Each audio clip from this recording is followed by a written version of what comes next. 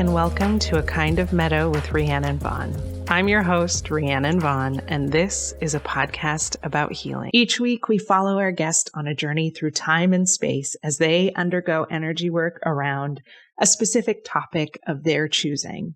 And while the healings will have a similar flow and process and sometimes imagery that is specific to my energy work practice, each session will be highly specific and unique to the guests who have been so kind and vulnerable to share this journey with you. But first, before we dive into any guest sessions, I wanted to take a little time to introduce myself and the podcast and set up kind of what goes into a session. So yeah, I'm Rhiannon. I've had many, many lives in this one lifetime.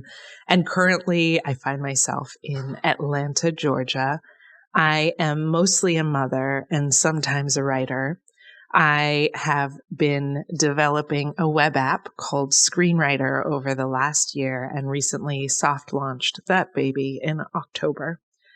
I competed in adventures in supercomputing in high school and even won some awards, if that tells you anything about who I have been. So it has been nice to reconnect with programming. It's one of my long lost loves. It's so logical and tangible, and it really, really soothes my Virgo mind. I've also been an athlete and an avid traveler. I've worked in real estate and I spent a decade in commercial banking and business banking. I went through a Texas Hold'em phase and tried to compete in competitions. And then I even started a sports betting advice site. No gambling, just advice. And that lasted about a minute. Although the more that I think about it, the more I realize that probably both the Texas Hold'em phase and the sports betting advice site phase were probably just me playing with being psychic, because that was my favorite part, was guessing and then being right. Ultimately, underneath all of that, any phase that I've gone through, the thing I go back to in every incarnation is a deep love for the great mystery and a continuing conversation with the divine or God or the universe, or, these days I call it the all. I started this podcast because I love magic, and I especially love the magic of energy work. My journey with energy work really only started about a decade ago. And I want to say that it was kind of like kickstarted by the documentary Kumare, and my friend Christina, who will be our first guest, recognized Gurmukh in it. And so she invited me to her Kundalini yoga class, and I love cults. So I went and it opened up this whole new world on top of like a really powerful friendship.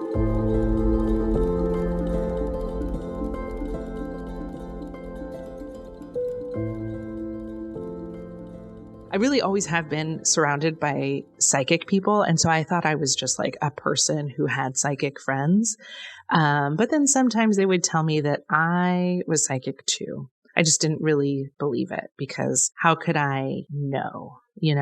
I still dip into that sometimes, the skepticism that while energy work is really fun, I don't know if it really means anything or if anything's really happening. Like when I'm in a session, I feel tapped in, and all of these things are showing up that I have no explanation for. Even the fact that I am able to describe images is kind of incredible, because I have a blind mind's eye. Like I don't see anything in my brain. So I used to, like, I couldn't picture a pink elephant. Like I don't, when everyone is like, someone says pink elephant, what's the first thing that happens? You think of a pink elephant. Well, I don't, because I don't have any images. It's just black.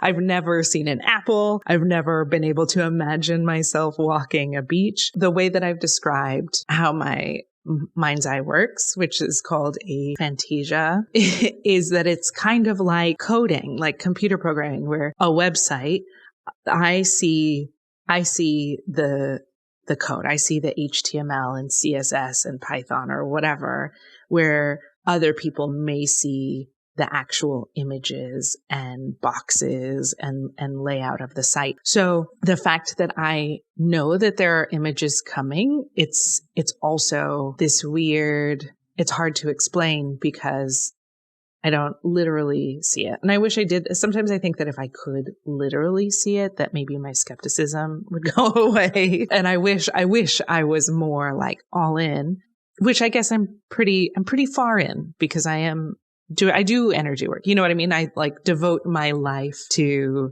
the great mystery or whatever. But because I can't see it, like there is this part of me that doesn't know, that just doesn't know. So what I try to do instead of deny that part of myself is I am really trying to hold space for the skeptic in me, because I think that version of me has protected me probably from a lot. And what we resist persists anyway. So I try to hold space for that part of me. And it's funny because I like truly believe that other people are psychic. It's just, I don't know how. There's no way to prove that what I'm doing is, you know what I mean? So anyway, ultimately, by holding space for the skeptic, what I have realized is that there are aspects of the energy work where even if I should say she, because there are parts of me that also really believes it. So even if she can't fully believe what is happening, she has still found value in the work. She still is able to see that there are lessons and stories and guidance in the energy work session. So even if it isn't real magic, I'm still getting revelations that are valuable and applicable to my life just by hearing the story. Yeah, so I continue to do it almost daily. And I think that it's worth sharing, even if you're a bit skeptical too.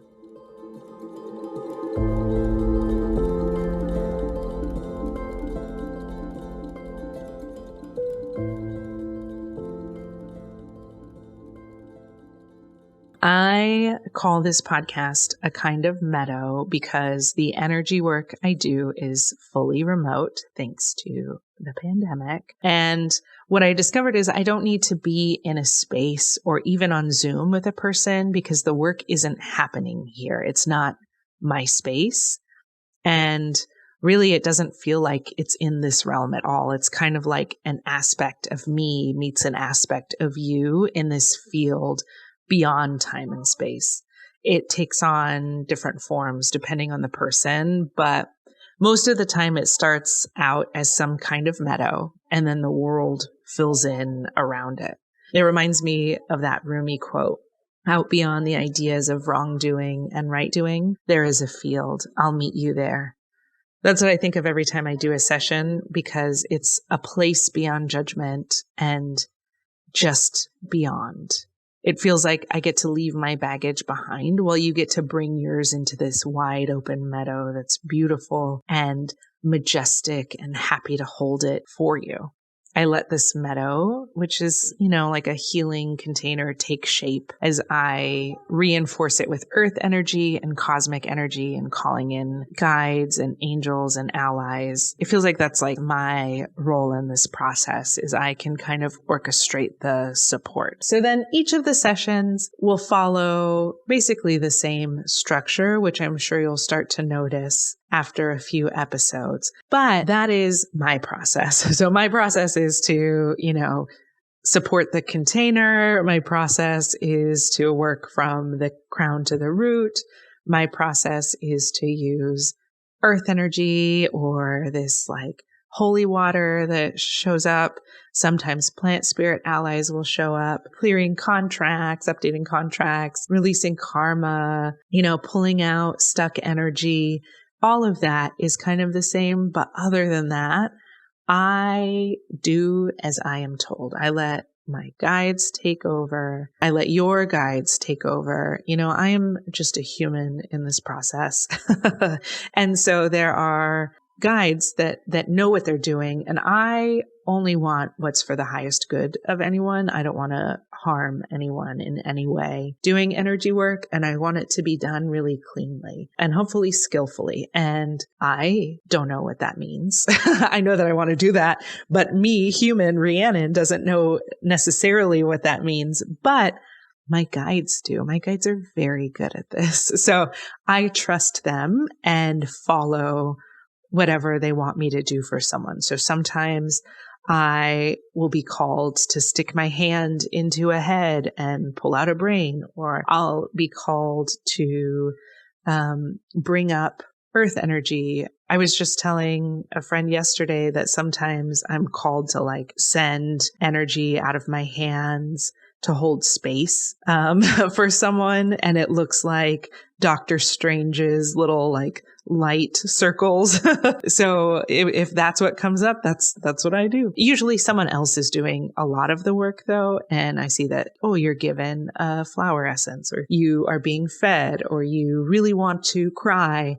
It can be lots of different things that I just report out, but we make sure that it's all, for the highest good of everyone. And so a lot of times each person's highest good is kind of different. So that's when it'll show up and be different. I have like tent poles of where I'm headed. And after this thing happens, I want to pull out energy or update things and call back energy. And sometimes that is what I need to do. And sometimes I'm told, oh, wait, we're going to do this a different way. And I just go with it, how I'm shown.